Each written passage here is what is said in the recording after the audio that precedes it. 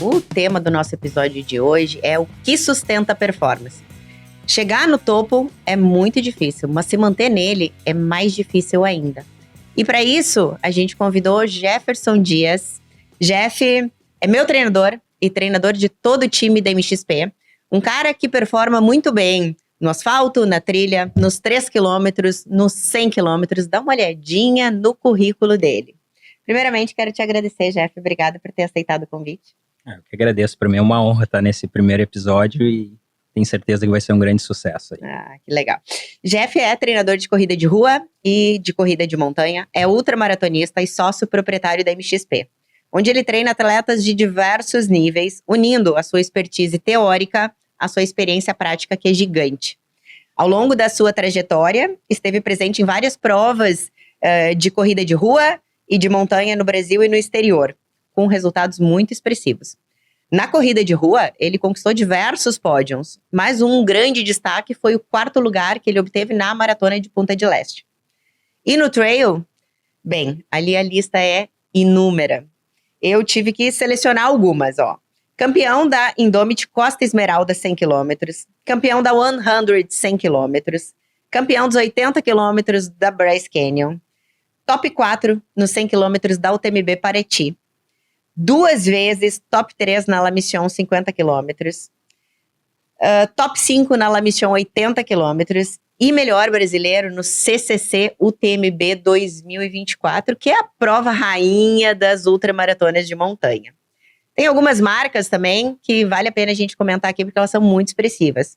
Maratona para 2 horas e 34, meia maratona para 1 hora e 13 e 56 segundos. 10 quilômetros, a marca dele é 33 minutos e 57 segundos. E nos 5 quilômetros, 15 minutos e 48 segundos. Pois então. E além disso tudo, Jeff é o personagem central de um documentário incrível que a Olímpicos fez, chamado Brutal. Quem não assistiu, assista. Vamos deixar o link para vocês aqui na descrição do vídeo. E para iniciar esse episódio, Jeff, me responda. Performance depende de sorte ou depende de como a gente treina e cuida do nosso corpo? É o seguinte, não fala nada agora. Pensando melhor, vamos deixar essa pergunta para o final do episódio.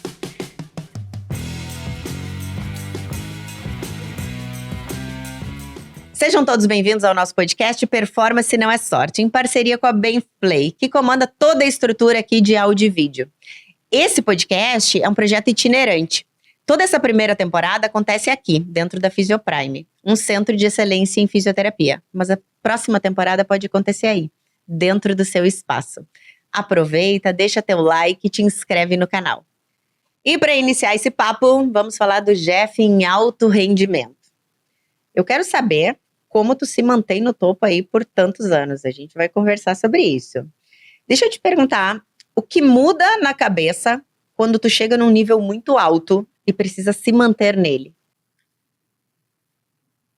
Essa é uma pergunta que ela muda para mim com o passar do tempo. Eu acho que o chegar no topo, o topo para mim foi mudando com o passar dos anos. No começo eu queria correr uma marca mais baixa, eu queria baixar de determinado tempo nos 5, depois determinado tempo nos 10, depois 21, 42, depois quando eu migrei para as provas de montanha, onde realmente eu consegui uma performance um pouco mais relevante e sempre quis estar entre os melhores, e com o tempo eu vi que além de estar entre os melhores, eu acho que o grande topo para mim é eu conseguir me manter ativo por mais tempo. Então, deixou de ser o pódio, deixou de ser a medalha, mas sim eu consegui estar nesse esporte por mais tempo e conseguir me desenvolver como ser humano também e ajudar outras pessoas. Eu acho que o meu topo, ele vem se alterando ao longo dos anos, e se tu me fizer essa pergunta ano que vem, provavelmente vai ser diferente. Então, eu acho que é um trabalho constante de se manter no topo, né? Não existe pelo menos na minha visão. Eu acho que é muito raso aquele negócio do pódio ser o topo e a performance ser o nivelamento do atleta ou do profissional que está ali, porque isso eu acho muito raso, né? Porque não, é um resultado, né? É apenas um Exatamente. resultado, mas o teu papel hoje, tu consegue, através da corrida, impactar um grupo muito grande de pessoas, né? Isso aí. E o meu topo talvez seja isso agora para os próximos anos. É eu conseguir chegar no maior número de pessoas e tentar transformar a saúde, a vida, o que está em torno dele através do esporte, que no nosso caso é a corrida. E eu acho que é uma das ferramentas mais relevantes para esse tipo de fim, assim, de deixar alguém mudar. Eu já vi gente chegar na assessoria com depressão, já vi gente chegar com sobrepeso, já vi gente chegar tomando remédios e em pouco tempo mudar a vida e transformar e estar vivendo bem. Então acho que esse passa a ser o meu topo a partir dos próximos anos. Que oportunidade e ao mesmo tempo que responsabilidade ter nas mãos uma ferramenta para transformar a vida do outro. Exatamente. Então o meu topo passa a ser isso. Jeff, qual é o preço para se manter no alto rendimento por anos? Eu acho que preço, ele remete a gente a pagamento, remete a gente a... Normalmente, preço é algo que remete a um peso, né? Eu acho que eu nunca vi o treino como algo pesado, nunca vi o treino como algo que eu tô abrindo mão de alguma coisa, apesar de eu deixar de ter feito algumas coisas, mas eu deixei de fazer por escolha. Então, eu acredito que eu não paguei um preço. Mas sendo bem objetivo na pergunta que tu fez, eu acho que é te manter motivado, te manter principalmente com objetivo e um porquê, né? Eu sempre gostei e sou um cara muito competitivo. Mas não ao contrário do que todo mundo fala, a competição é contra mim mesmo, não. Eu sou o meu maior aliado. A minha competição é contra números ou contra amigos meus que estão competindo comigo, nunca contra mim. Então, talvez seja o meu lado competitivo que me faz eu continuar ainda. Acho que eu tenho ainda um gazinho ainda por mais uns anos para continuar competindo. E acho que é isso aí, o principal preço. Tu és a primeira pessoa que eu escuto falar que a competição não é contra mim. Ao contrário, né? Como tu falou, eu sou o meu aliado. A competição é com outras coisas, né? Exatamente. Porque a partir do momento que tu te vê travando uma batalha contra tu mesmo, em algum momento tu vai estar perdendo. Vai estar sempre perdendo, na verdade. Em algum momento vai perder. A partir do momento que tu condiciona aí tu pode dar o nome que tu quiser, a mente, enfim, para vir pro teu lado, tu torna imbatível, né? Então, eu sou o meu maior aliado. Nunca é contra mim. É sempre contra alguma coisa, ou contra um número, ou contra uma meta, ou se a gente está competindo, todos são competidores, todo mundo tem o objetivo de chegar na frente, então sempre é contra isso, mas não nunca contra mim. Sensacional. Agora, eu quero saber um pouquinho, tu és um atleta híbrido, né? Tu performa muito bem no asfalto e tu performa muito bem na trilha. Então, eu quero saber uma coisa. Para quem transita nos dois mundos, porque embora tudo seja sobre corrida, às vezes dá até para dizer que são dois esportes diferentes, né? Eles têm demandas diferentes. A trilha, ela te ensinou alguma coisa que o asfalto não te ensinou? Ou a trilha te ensinou alguma coisa que tu possa levar para tua performance no asfalto? Tem uma coisa que tu aprende logo na primeira vez que tu vai para a trilha, é humildade. Não tem como tu te manter querendo performar na trilha não sendo humilde. Porque a primeira coisa que a gente faz, quando tu fez a tua primeira prova de trilha, o que tu foi? O que aconteceu contigo? Nossa, a primeira coisa eu olhei pro relógio de o que tá acontecendo, gente. Pois é. Eu costumo dizer que quando tu vai pra trilha não é sobre pace, é sobre movimento. Tu tem que estar se movimentando o tempo todo, ganhando terreno.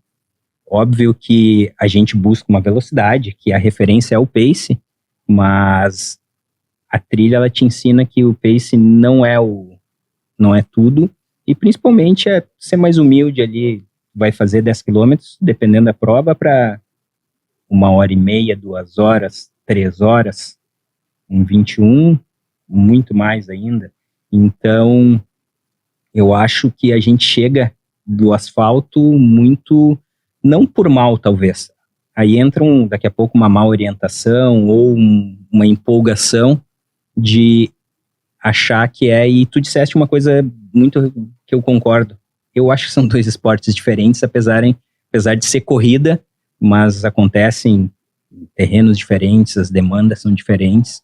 Então, acho que, voltando lá para o início, sim, eu acho que o que eu mais aprendi indo para a trilha é ser humilde, porque ali a gente controla algumas coisas, mas o todo quem controla geralmente é a montanha, a natureza, enfim, esse tipo de coisa. É isso aí. E ao contrário, o que o asfalto te deu para tu melhorar na montanha? Acho que a coisa que eu trouxe do asfalto para a montanha é a vontade e o gosto que eu tenho de treinar. Que eu aprendi a treinar no asfalto. E quanto mais eu sou um cara que pode ser até meio estranho do que eu vou falar, apesar de eu ter dito que eu sou competitivo, eu viveria tranquilamente treinando. Não preciso de uma competição, assim, eu gosto de treinar. E isso eu aprendi no asfalto. Que um treino empilhado em cima do outro, empilhamento de treinos vai gerando um ganho que a gente não tem nem noção com o passar dos anos, assim. Então, eu acho que eu aprendi a gostar de correr de verdade e a gostar de treinar no asfalto. A gente falou sobre isso muito na pandemia, né? Quando as provas acabaram, enfim, e que muita gente estava ali se manifestando no sentido de, perdi a motivação, não tenho uma prova para treinar, enfim. Sim. E tu colocaste muitas vezes, né, de que para mim nada mudou, né? Eu queria era seguir treinando. Foi um período muito ruim, lógico, a gente não precisa nem dizer pelo todo, né? Mas eu continuei treinando, continuei fazendo dentro do que era permitido. E realmente eu gosto de treinar, gosto muito, muito. Eu gosto mais do que acontece entre a inscrição e a largada do que depois. E eu acho que toda a mágica acontece, todo o ganho que tu ganha, a mudança acontece nesse período aí. Então, às vezes tu enfrenta problemas dos mais diversos, tu treina, tu te supera, tu enfrenta uma lesão, sabe? São muitas coisas que podem acontecer entre a inscrição e a linha de largada que realmente vão te transformar. A prova, tu só vai buscar a medalha mesmo e coroar tudo que tu fez. E tem que, porque tem que fechar o ciclo, né? Mas, para mim, o válido mesmo é o que acontece ali entre a inscrição e a linha de largada. Tem uma frase que eu uso muito na rede social, né? Que é: a linha de chegada é pro ego e o treino é pra vida. Muito boa essa frase. É exatamente isso, né? É muito boa essa frase. E se tu tivesse que escolher uma coisa inegociável para tu ser bom em ambos? Tanto na trilha quanto no asfalto. Essa é... Vou ir para que é o universal. Eu queria ser veloz em ambos. E dá.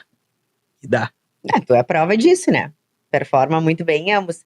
Mas tu fala uma coisa muito frequente que eu gosto muito, é que mesmo corredor de trilha e de montanha tem que saber correr asfalto, né? Tem que saber correr. Tem que saber correr. O esporte é corrida. Apesar de a gente ter essa subdivisão de ser um segundo esporte, mas é correr, é movimento. O movimento gera o movimento que um atrás do outro, um é na trilha, o outro é no asfalto, mas é uma corrida, quem chega primeiro ganha, quem chega primeiro tem maior satisfação, quem chega primeiro toma banho antes, então só chega primeiro quem é um pouquinho mais rápido. Então a gente tem que trabalhar assim essa valência da velocidade, e principalmente tu, como é minha aluna, sabe, todos os meus alunos, eu sou um cara que sou chato, xiita, com um treino intervalado. Acho que ele é primordial para a corrida, por esporte de corrida. Até porque um treino intervalado é um treino que tu obrigatoriamente tem que fazer força. E quem aprende a treinar fazendo força também vai subir melhor uma montanha. Com certeza. Muito bem. Existe um erro que quando a galera começa a querer migrar, sabe, do asfalto para trilha, qual é o erro mais comum que acontece? a gente pode voltar um pouquinho naquela outra resposta que eu te dei ali, que é basicamente isso. Primeiro é ir com aquele ímpeto, e esse ímpeto faz com que escolha a distância errada. Se eu estou acostumado a correr 21 no asfalto, eu já vou correr 21 na trilha também. Já fiz maratona, eu quero fazer uma ultra, e não é bem assim, é totalmente diferente. As demandas são diferentes, é equipamento diferente, o terreno é diferente, aonde tu vai estar exposto, o ambiente é totalmente diferente. Então, eu gosto muito da ideia de, a primeira prova, faz uma prova perto da tua casa, numa cidade perto, pega uma distância menor, mas hoje, infelizmente, não funciona assim, porque a escolha das distâncias são balizadas, infelizmente, na minha visão, pelo ego. Então, ninguém aceita correr 10 quilômetros numa prova de trilha, que pode ser muito difícil, muito, muito difícil mesmo, e eles preferem ir para uma prova de 21 ou um 42, e aí sofrer muito, muito, e às vezes até fazer uma prova uma única vez de um esporte que é fabuloso. Paga um preço grande. Paga um preço muito grande, e hoje a gente vê isso muito acontecer, né? Compete também, tu vê. Então as provas estão infestadas assim infestadas não, talvez eu tenha usado a palavra, não foi a palavra que eu gostaria, mas as provas estão crescendo muito, e esse crescimento está fazendo com que muita gente migre do asfalto para a trilha, e nessa migração eu acho que ou falta um pouquinho de orientação, ou o ego fala mais alto de não respeitar e não saber ou não se informar que sim, a trilha é um esporte um pouquinho diferente, e tem que ter um respeito não só pelo terreno, mas pela natureza, pelas regras são diferentes. Acho que tem que ter um pouquinho mais de experiência, né? Isso, tem que ser humilde. Eu acho que a humildade é a palavra que gere isso, e tu olhar para si mesmo e pensar, acho que eu vou devagar. Já passou por várias experiências que certamente tu pensou assim, caramba, o que eu vou fazer agora? Isso que tu é um cara experiente, né? Já passei por algumas experiências que foram bem difíceis. Teve uma que eu comento muito, tu já cansou de ouvir a história, que é na Patagônia, e isso aconteceu comigo, foi a minha segunda ou terceira prova de 100 quilômetros, mas a primeira fora do país, e a primeira prova onde eu peguei um ambiente totalmente inóspito, totalmente, o ambiente mais selvagem que eu já corri, que era a Patagônia chilena. E eu fui com um equipamento assim, meio, sabe, fui pegando emprestado de um, pegando emprestado de outro. A Ultra Fjord. E cheguei lá e realmente eu passei um aperto gigante. Fiquei muito preocupado e realmente temi pelos meus colegas que estavam vindo mais atrás, por mim também. Quase congelei os dedos, então foi uma das primeiras provas que eu não concluí. Eu parei no quilômetro 70, mais ou menos, e a prova foi interrompida 10 quilômetros adiante. Poderia ter ido. Mas não me arrependo, passei por vários momentos ali de realmente, assim, parar, pensar. Eu já era experiente, mas tive que ter bastante calma, assim, para não me desesperar e seguir o fluxo de modo que eu conseguisse chegar na próxima base, assim, com segurança. E, principalmente, o que ficou disso é que, cara, tem que ter... Depois dessa prova, eu nunca mais entrei não respeitando, não lendo sobre o lugar onde eu vou correr, sobre o equipamento que eu tenho que usar, sobre o regulamento, onde tem posto de hidratação, onde tem posto de abastecimento, qual o ponto de corte, a cor da fita, que é a marcação. Então tem um monte de coisa que realmente é muito diferente. Então, só nisso que eu falei já dá pra gente ver que é um esporte completamente diferente. Exato. E é isso que eu ia falar, a diferença maior, né? No asfalto, o corredor precisa controlar o corpo dele. Exatamente. A alimentação, o gel, a hidratação, enfim, ele precisa controlar a respiração dele. É isso que ele precisa controlar. Na montanha, primeiro, quem manda é a natureza. Quem manda é a montanha. Então, você vai ter que gerenciar o clima que vai te aparecer. Ora você tá correndo com uma temperatura, daqui a pouco o vento tá completamente diferente, o frio tá completamente diferente, tudo vai se alterando, inclusive durante a prova, né? E aí tu tem que controlar o teu corpo, reagindo a tudo aquilo que a natureza manda. Tu não tem controle sobre mais nada.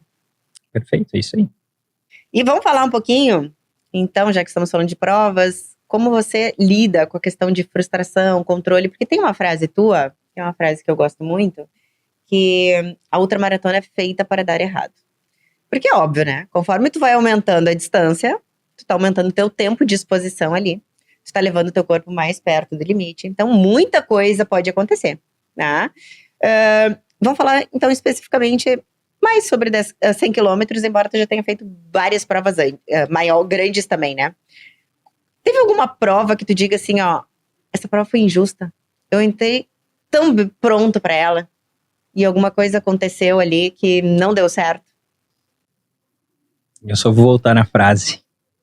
Como eu disse, se tu falar comigo ano que vem e eu estiver pensando a mesma coisa, é porque alguma coisa não tá. Se eu não repetiria essa frase aí, que a ultramaratona não foi feita para dar certo. Eu acho que naquele momento era o que eu pensava e era o que eu sentia, mas eu acho que a ultramaratona ela é para quem espera que tudo dê certo. Porque a partir do momento que a gente tem qualquer pensamento de que ela foi feita para dar errado, tu já abre a possibilidade para muita coisa dar errado. Então, todas as provas que eu entrei com o pensamento de que se der errado eu estou preparado, as provas saíram muito mais lineares. Não que essa não saiu, mas é uma frase que eu não repetiria no segundo doc. Eu tenho certeza que vai sair. Vai sim. Vai sair, eu não repetiria. Mas a tua frase, a tua pergunta é se uma prova que eu acho que foi injusta comigo, que eu fiquei com sentimento de injustiça, aí eu vou trazer responsabilidade para mim de novo. Eu acho que não.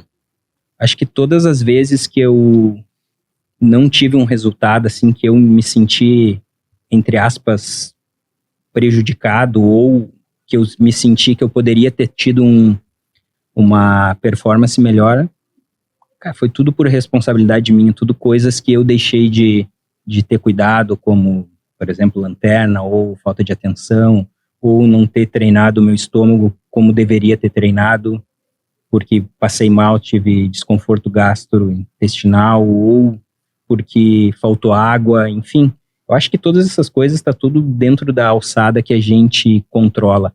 Talvez me sentiria, mas eu não consigo lembrar, assim, um pouco pesaroso se acontecesse de uma prova ter uma tempestade, ela ser interrompida, algo assim. Mas comigo, que eu lembro, não aconteceu. Acho que todas as vezes que eu saí meio frustrado eram coisas que, se eu tivesse tido um pouquinho mais de atenção, eu poderia ter controlado e ter amenizado tudo isso. Perfeito. Quando uma prova dá tudo errado, né? Tem duas coisas ali que a gente para e tem que dar jeito. Uma delas é o que deu errado. Sim. Então, você vai fazer uma leitura, vai entender ali o que deu errado e vai ter que dar um jeito de corrigir. Ou o estômago treinar melhor, corrigir a lanterna, sei lá, o que for, né?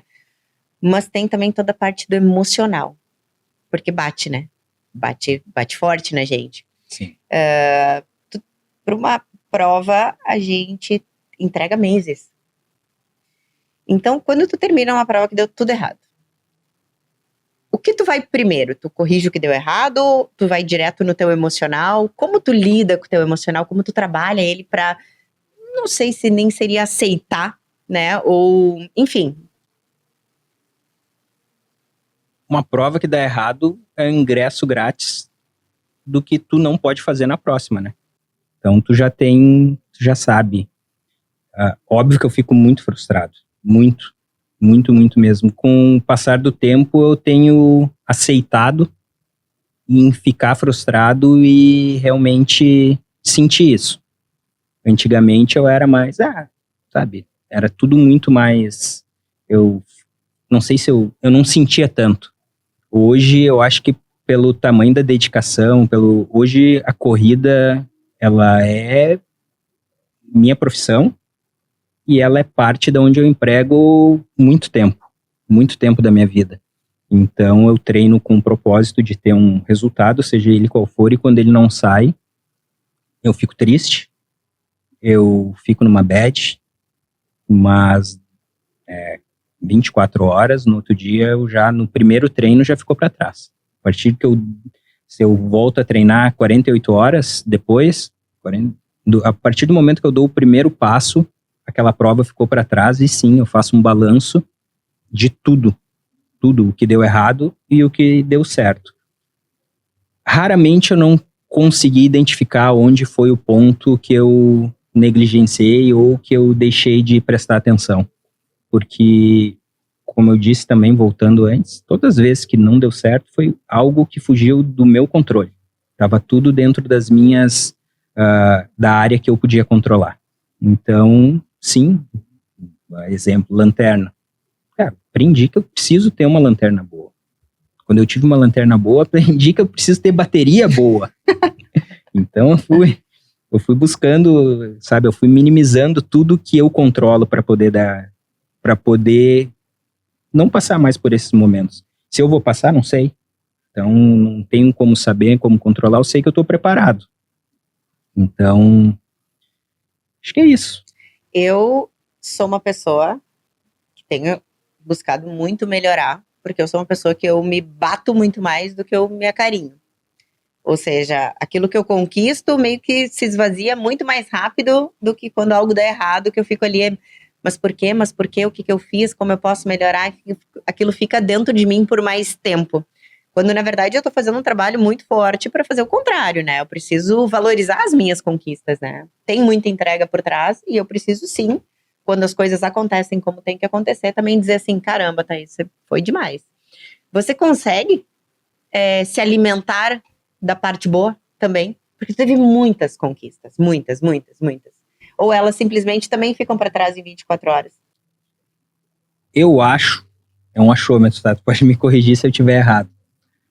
Mas uma das coisas que eu fico pensando, às vezes, pela nossa convivência, que é muito óbvio, tu é minha esposa, eu acho que tu pegou um pouco disso de mim. De deixar as conquistas ir ficando assim com um peso um pouquinho, só que tu bate na conquista, na parte ruim, eu simplesmente deixo de lado. Eu, por exemplo, eu não fico com nenhum troféu meu, né? Os únicos troféus ou troféis, me corrijam aí, que eu tenho são 2 que tu não deixou dar. São meus. Porque senão eu já tinha dado também. Já peguei pra mim. Então, eu acho sim que eu preciso melhorar isso. Eu acho que eu deveria vibrar mais. Por dentro eu vibro bastante, mas eu acho que eu deveria externalizar um pouquinho mais e viver mais essas conquistas aí. Eu acho também. Que mais? Quero saber qual foi a lição mais dura que 100 quilômetros te deram? Foram muitos. Seleciona uma, a primeira que tiver em mente, assim, que daí é aquela lição que marcou. Eu acho que uns 100 quilômetros ele ensina que... Uma frase que eu vi num documentário. Te entrega o que tu precisa, não o que tu quer.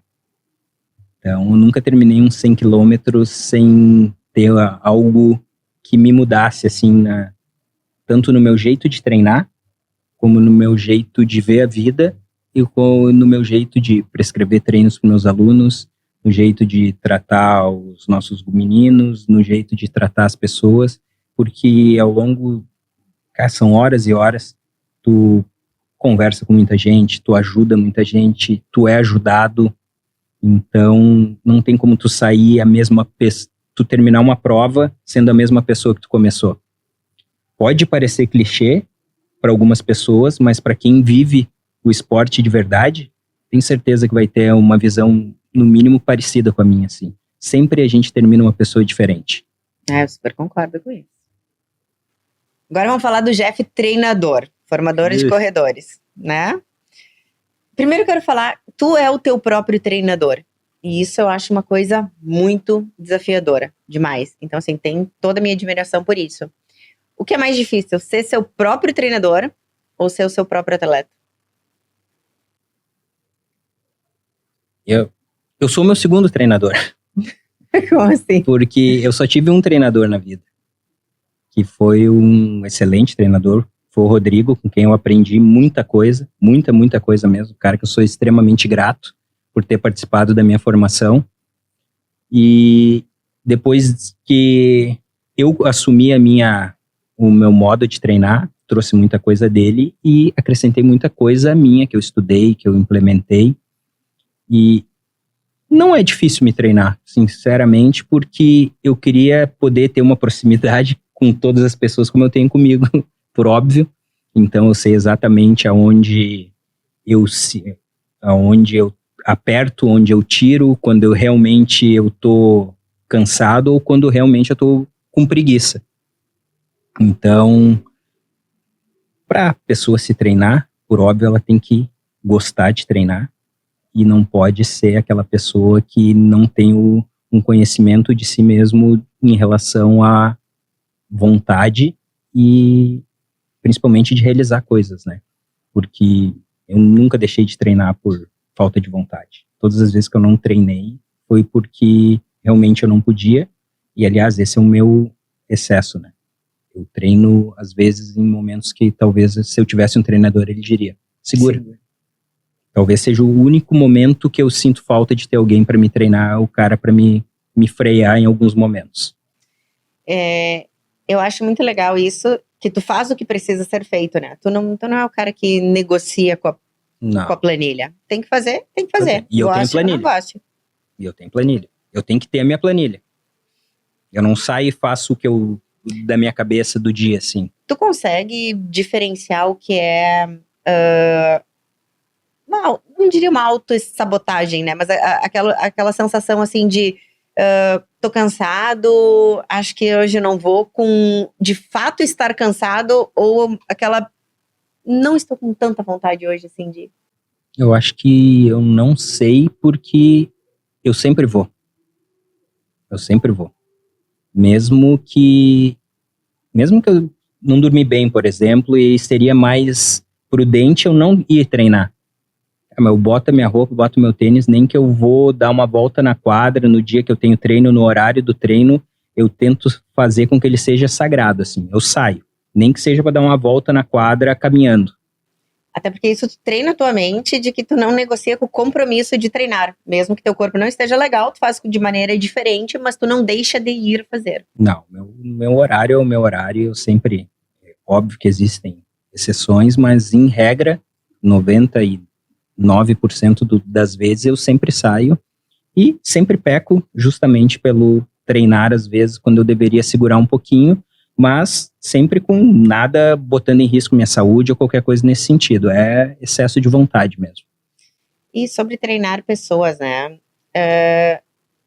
O que é mais desafiador é treinar o iniciante, cheio da empolgação, né? Ou o corredor que já corre há muitos anos? Eu acho que os dois são excelentes de treinar. É muito bom tu pegar um iniciante empolgado. É maravilhoso porque toda semana tem evolução, a cada mês é uma evolução, cada prova, tudo é evolução, tudo é bom. É muito bom pegar um atleta assim. É muito bom pegar alguém experiente que sabe o que quer fazer, que sabe onde quer chegar, sabe o que precisa ser feito. O que não é bom, que tem nos dois mundos, é pegar o atleta ou a atleta que corre mais pelo rede social do que propriamente dito pela saúde ou pela comunidade da corrida, enfim. Porque se a gente voltar lá atrás, de novo eu vou voltar a falar de ego. Tem muita gente que corre pelo ego, corre pela poder mostrar, corre para poder provar para alguém alguma coisa, não para se autodesenvolver, né, no esporte. Então, a partir do momento que a gente pega atletas assim, a gente já, dentro da assessoria, já teve alguns casos de pessoas que eu conversei, algumas cederam e outras não cederam e eu disse, então não vou conseguir te ajudar, eu acho que daqui a pouco procura uma outra pessoa que consiga entrar dentro do que tu quer. Mas, geralmente, é as pessoas que têm não é excesso de vontade, é um excesso de querer mostrar pro outro e para outra que está fazendo alguma coisa a qualquer custo. e esse qualquer custo não combina comigo, assim, eu nunca vou prescrever ou incentivar alguém a fazer algo que vá contra, primeiramente, aos princípios da MXP, que é preservar a saúde, né? As pessoas confiam a saúde a gente, e principalmente os meus princípios como pessoa, né? Então, longevidade no esporte, exatamente. Regra número 1 sempre. Então, o pior atleta é o atleta do ego. Independente se é experiente ou se é o iniciante, tem um dos dois. E tem alguma atitude do atleta que já te acende a luzinha vermelha, assim, dizendo, opa. Sempre tem, né? Sempre tem. Cheio das metas audaciosas, ou aquele eu quero vencer a qualquer custo, ou eu vou pro... Eu gosto de gente que quer muito, gosto de gente que quer melhorar, mas tu sente na conversa quando é algo que a pessoa brilha o olho porque ela quer melhorar. Independentemente de rede social, né? Exatamente. Jeff, agora vamos falar sobre o fantasma do corredor, né? Que é a lesão. Nossa, justo hoje. Acontece, né? Faz parte. Eu preciso... Fala um pouquinho da tua visão de treinador. Hoje, qual é o fator que mais lesiona? Eu aprendi com uma das melhores físios que eu conheço. Ela me disse que lesão é multifatorial. Então, existem dos mais diversos. Tem gente que lesiona tropeçando numa mala, tem gente que já lesionou descendo um cordão, mas certamente é o excesso de carga, né? O excesso de carga que normalmente não é a carga prescrita. Então, acredito isso é um dos fatores. E o segundo, que também aprendi com essa físio, tem que ter um reforço muscular. Gente, tem que ter um reforço muscular. Tem que ter um reforço muscular para o corpo aguentar toda a demanda que tem, seja corrida de asfalto, seja corrida de montanha. Para mim são esses dois aí, a falta de um bom preparo na parte muscular e o excesso de carga. É que a lesão acaba sendo aquele desequilíbrio, né, entre demanda e capacidade de suportar. Exatamente. Então, se tu treina força, tu aumenta a tua capacidade de suportar e aí tu vai aguentar mais carga. Com certeza. Né? Do contrário, se tu não tá preparado para aquilo. Por isso também que é interessante falar sobre a diferença entre as pessoas, né? Por que fulano tá treinando para a mesma prova que eu, mas eu tenho uma planilha com daqui a pouco com mais volume e o fulano tem com menos volume, ou vice-versa, tanto faz, Sim. né? Mas é que as pessoas são diferentes, não é? São diferentes e treinam diferentes e têm rotina de vida diferente, porque sempre que eu vou conversar com alguém para montar o primeiro treino, a gente faz uma ligação e uma das coisas que eu pergunto primeiro é para tentar entender a rotina da pessoa, porque se a gente tem um aluno que é médico e ele opera 15 horas, semanas, dia sim, dia não, e ele vai fazer a mesma prova que o cara que trabalha sentado, e eles têm o mesmo nível de aptidão física, óbvio que vai ser diferente, porque ele está de pé o dia todo. Então, eu levo isso em consideração. Então, treinos são diferentes de acordo também com a rotina de vida de cada um, com a maneira que leva, com o seu trabalho, enfim. E que fique bem claro, são né? Vários fatores, né? Se prescreveu 20 para mim e 30 para ti, não quer dizer que tu é melhor que eu. Não. Né? Quer dizer que a gente tem vidas diferentes, capacidades diferentes. Perfeitamente. Em algum momento a gente vai tentar equilibrar isso, mas não quer dizer que que em todo momento tem que estar equilibrado os dois, né? Então, e também não quer dizer, o mundo ideal seria conseguir equilibrar o mesmo volume, sendo a mesma prova. Mas nem sempre dá, e tem gente que treina um volume um pouco mais baixo e tem um resultado tão bom ou melhor do que o outro, e também vice-versa, né? Então, eu acho que tudo está primeiramente no equilíbrio que tu encontra e na confiança entre treinador e aluno. Que hoje, para mim, eu sou um cara que eu posso dizer que eu sou privilegiado, assim, todos os meus alunos confiam muito em mim, eles fazem exatamente o que eu peço. Óbvio que tem um ou outro ali que é meio, faz um pouquinho a mais, um pouquinho a menos, assim, mas em regra eu sou um cara que eu acho que eu consigo entrar muito bem dentro da rotina de cada um e montar o treino que encaixa, porque eu sempre peço, né, digo que a nossa planilha entra na rotina do aluno, e não o aluno muda a rotina para poder treinar. Então, e a lesão acontece quando há esse desequilíbrio disso aí. Muda muito a rotina, ou recebe um treino com uma carga muito alta, uma intensidade muito alta, e não está preparado para receber isso, porque não faz o reforço muscular. Então, eu vou te corrigir. Não é tu que é um cara de sorte por ter alunos que te escutam. Nós somos pessoas de sorte por termos um treino alinhado a gente. Porque também a gente está no meio, a gente vê que é muito difícil tu ter, de fato, um treino tão personalizado assim, com cuidado com, não só um cuidado com volume e intensidade, mas um cuidado com volume e intensidade aliado à rotina de cada um, que é diferente, ao contexto de vida, ao contexto social, né? Então, assim, eu acho que nós que somos pessoas de sorte, te corrigindo.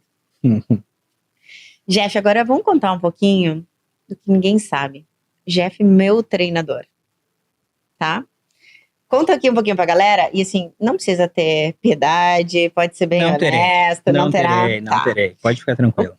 Começa contando o que tu vê em mim, que ninguém vê. Porque tu vê uma parte que ninguém conhece, né? Assim como tu vê de qualquer outro atleta. Mas vamos Sim. falar um pouquinho aqui de mim, já que é pra me expor, então me expõe, vai.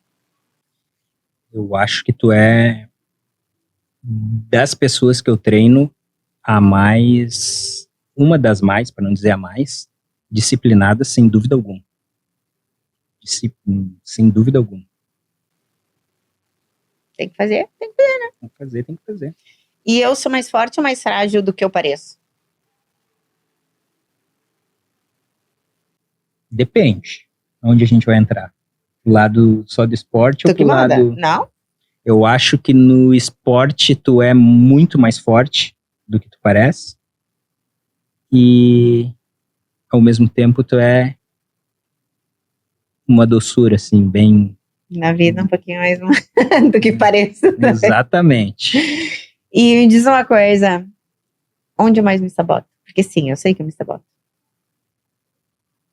Agora vou ter que falar. Pode? Dona Regiane, fecha os ouvidos. Acho que é na alimentação.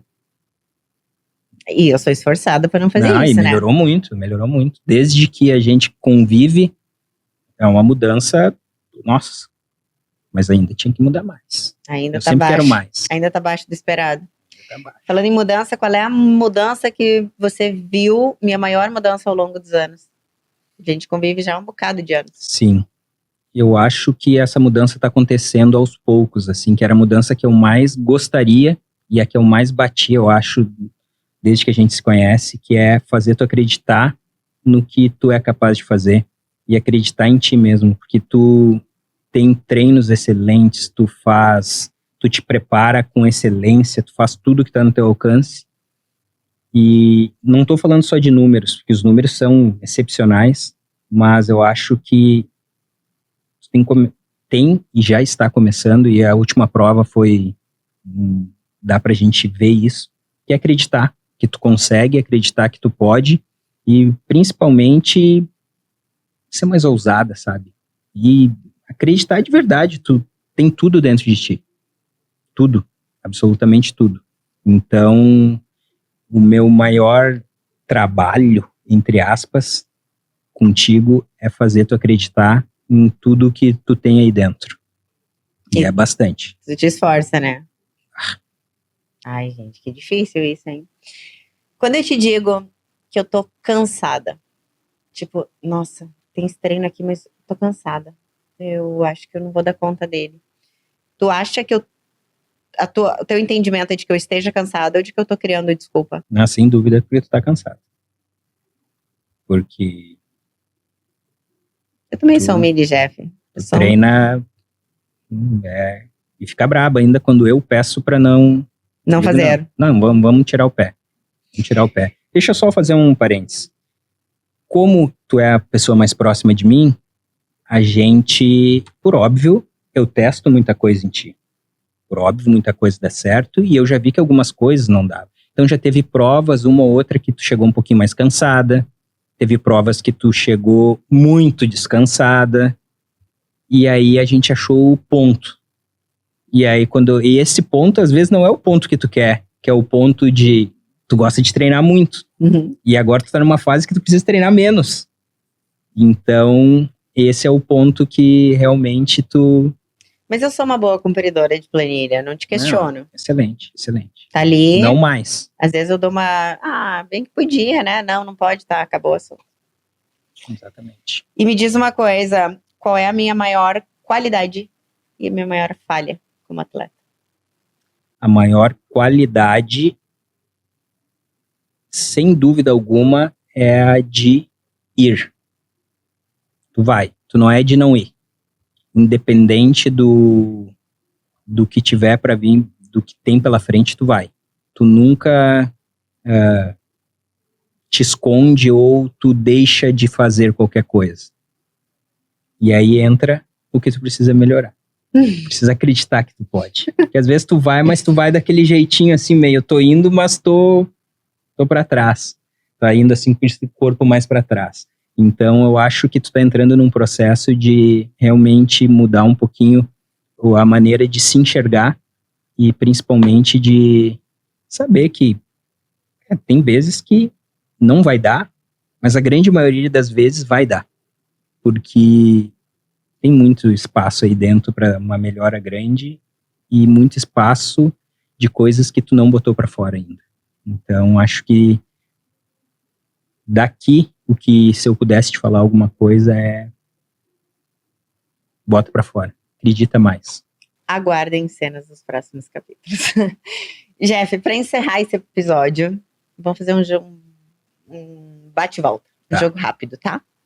Vou te fazer algumas perguntas, tenta ser bem objetivo nas respostas. Você confia mais no seu corpo ou na sua mente? No meu corpo. O que é mais raro? Um atleta disciplinado ou um atleta paciente? Raro paciente, sem dúvida. Talento existe? Muito existe. O que você faz quando a tua cabeça quer desistir, mas tu sabe que teu corpo ainda tem? Essa tem que ser o objetivo. Vai que tem muita coisa dentro de ti aí pra que a gente aprender. Quando a minha cabeça quer parar e o corpo... Tem gás ainda. Que a gente tem, né? Tem uns bichinhos aqui dentro que ficam falando com a gente. Tem. Geralmente o corpo aguenta mais, né? O corpo aguenta mais do que a... Eu sempre digo, a perna sempre aguenta. A perna sempre aguenta. Por isso que a minha primeira resposta foi o corpo. O corpo sempre aguenta, mas também não existe um corpo forte com uma cabeça fraca e uma cabeça fraca sobre um corpo forte, sabe? Não combina, não condiz. Então, acho que existe aí uma simbiose entre os dois aí. E o que tu faz quando a tua cabeça começa a dar os primeiros sinais aí de tô parando? Já combinei que eu vou ir. Tinha jeito. Boa. Dor e sofrimento é a mesma coisa? Não. Eu acho que geralmente sofrimento é algo que na grande maior parte das vezes nem acontece. Dor é dor. Dor é dor. Sofrimento geralmente acontece só dentro da cabeça da gente. O que te dá mais medo? Falhar como treinador ou como atleta? Hoje como treinador. Você prefere ser subestimado ou supervalorizado? Que eu prefiro. Eu prefiro ser supervalorizado, por óbvio. Muito bem. Gosto, porque quem diz o contrário é aquele falso humilde, né? Não, porque ninguém gosta de ser subestimado, na verdade, né? O que te deixa mais irritado no atleta? Ego. E por fim, o que você ainda quer provar?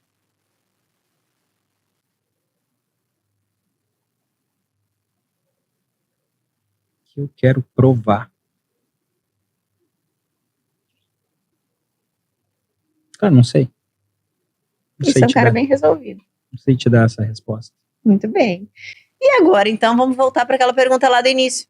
Performance depende de sorte?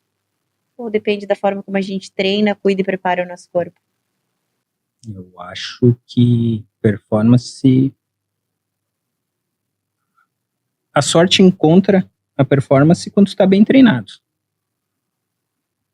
Então, eu nunca vi ninguém com sorte sem estar treinado. Não existe, né, sorte para cruzar 100 quilômetros, né? Não, nunca. Jamais. Então é isso. Esse foi o primeiro episódio do nosso podcast Performance Não é Sorte. Muito obrigado, Jeff. Uma honra. E obrigado por terem nos acompanhado até aqui. Até mais.